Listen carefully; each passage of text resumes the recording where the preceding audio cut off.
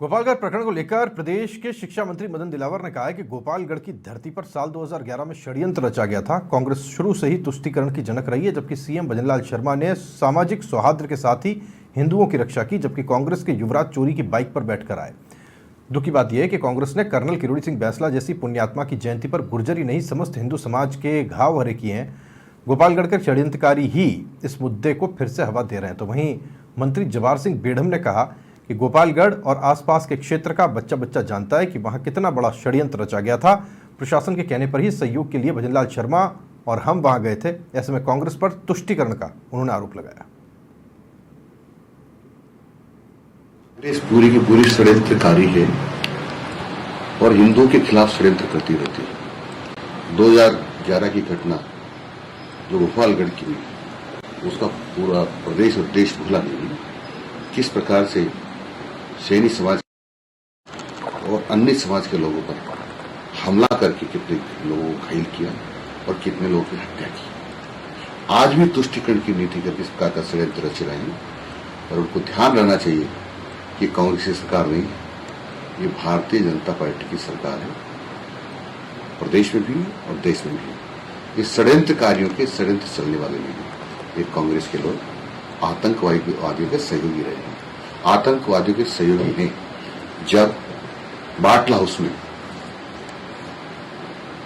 आतंकवादी मारे जा रहे थे, तब सोनिया गांधी फूट फूट कर रोई। ये मैं नहीं कह रहा, ये राहुल गांधी ने कहा। इन्होंने कहा ये कांग्रेस लोग उनसे मिल गए हैं जिन्होंने ये कहा था कि चीन से मिलकर के हम धारा 370 वापस कश्मीर में लगवाएंगे। इनकी औकात है तो लगवा के देखें, बात करें। भारत में यानी अयोध्या में भगवान राम का मंदिर बन गया तो उसको तोड़ देंगे। इनमें ताकत हो तो बताएं। और ये ध्यान है आपको कि राहुल गांधी वो गोपालगढ़ में गए थे तो कैसे गए थे? चोरों की तरह गए थे, लुटेरों की तरह गए थे, चुपके चुपके चुपके। इस षड्यंत्रकारियों ने जाकर के वहां के लोगों में जहर भरा था। हम उन लोगों की हत्याएं, उनके ऊपर घायल जो उन्होंने घायल किया था हिंदू को, उस बात को भूल नहीं सकते। और षड्यंत्रकारियों को जवाब देगी राजस्थान की जनता। लेकिन साहब फिर भी कहीं ना कहीं सीएम पर सवाल उठा करके एक आरोप तो लगा ही दिया है कांग्रेस ने। मैंने पहले भी कहा कि देश को तोड़ने वाले लोग हैं, आरोप की बात करते हैं।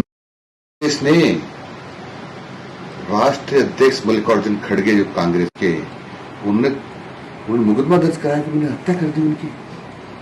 इससे बड़ा झूठा आदमी क्या हो सकता है? ये कुछ भी कर सकते हैं। इन पर ध्यान देने की जरूरत नहीं है। ये रंग बदलते हैं, कुछ भी कर सकते हैं। मेरे पर राष्ट्रद्रोह का मुकदमा है, मैं राष्ट्रद्रोह दिखाई देता हूं। राजस्थान की जनता भी जानती है और देश की जनता भी जानती है। गोपालगढ़ और आसपास का बच्चा बच्चा जानता है कि कांग्रेस के षड्यंत्र के कारण गोपालगढ़ में एक दंगा हुआ और दंगे में लोगों की जब जाने जा रही थी, प्रशासन को घेर लिया गया था।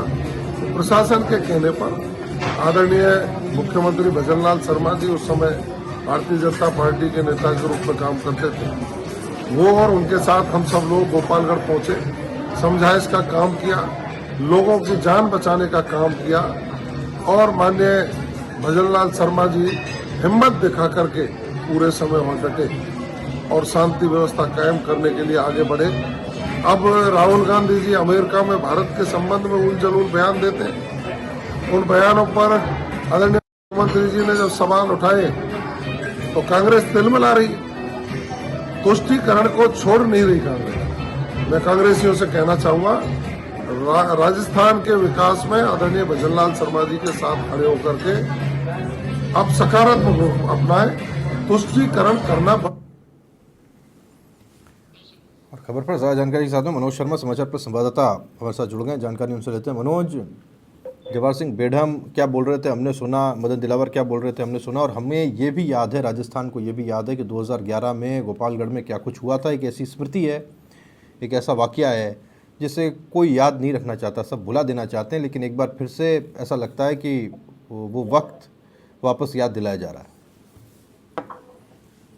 जी राहुल, बिल्कुल कह सकते हैं 14 दिसंबर 2011 की यह पूरा घटनाक्रम है जहां दो पक्षों में आपसी विवाद को लेकर मामला इतना बढ़ गया था कि यहाँ पर पुलिस को भी फायरिंग करनी पड़ी थी और एक पक्ष की ओर से धार्मिक स्थल पर चढ़कर कह सकते हैं फायरिंग की जा रही थी। लगातार जो माहौल है बिगड़ता जा रहा था, जिसको लेकर फायरिंग में करीब 11 लोगों की मौत भी हुई थी और उसके बाद तत्कालीन जो जिला कलेक्टर हैं कृष्ण कुणाल और जो तत्कालीन एसपी है हिंगलाज दान भरतपुर के एसपी थे, तो उन्होंने जो जितने भी भाजपा के और जो कांग्रेस के जो नेता हैं उनको शांति वार्ता के लिए बुलाया था। शांति वार्ता में मुख्यमंत्री भजनलाल शर्मा की भी अहम भूमिका थी और तमाम जो भारतीय जनता पार्टी के नेता हैं, चाहे जवाहर बेगम हो, चाहे गिरधारी तिवारी हो और तत्कालीन जो विधायक है कांग्रेस की जाहिदा खान, वो भी वहां मौजूद थी। और यहाँ पर जब मामला बिगड़ गया था, कई लोगों की मौत हो गई थी, लंबा यह पूरा घटनाक्रम चला था। ये कह सकते हैं कि गोपालगढ़ कस्बा है फिर शांति की राह पर चल रहा है। गोपालगढ़ कस्बा